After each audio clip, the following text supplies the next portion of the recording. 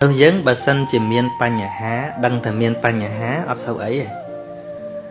ដល់ស្អីក៏មិនធ្វើ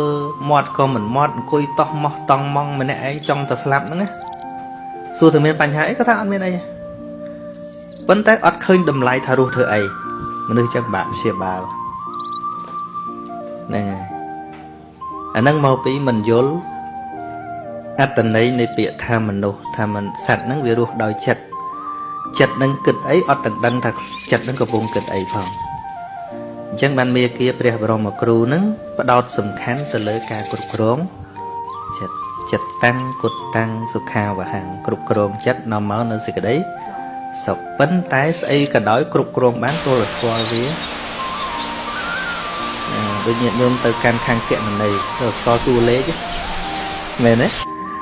ហ្នឹងហើយទៅគ្រប់គ្រងអីទៀតគ្រប់គ្រងបុគ្គលិកក្នុងហាងអីមួយក៏ត្រូវតែស្គាល់បុគ្គលិកមានប៉ុន្មានអ្នកដែរមិនអញ្ចឹងអត់ស្គាល់បុគ្គលិកគេឲ្យទៅធ្វើ manager ទៅគ្រប់គ្រងអីហ្នឹងដូចគ្នាដែរពាក្យពុទ្ធខ្លីៗទេចិត្តតាំងគុតតាំងសុខាវហੰគ្រប់គ្រងចិត្តនាំមកនៅសេចក្តីសុខ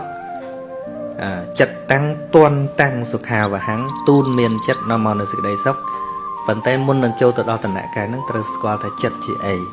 ឬក៏ធម្មជាតិដូចម្ដេចដែលហៅថាចិត្តហ្នឹងហើយអញ្ចឹងបានយើងមានពេលខ្លះ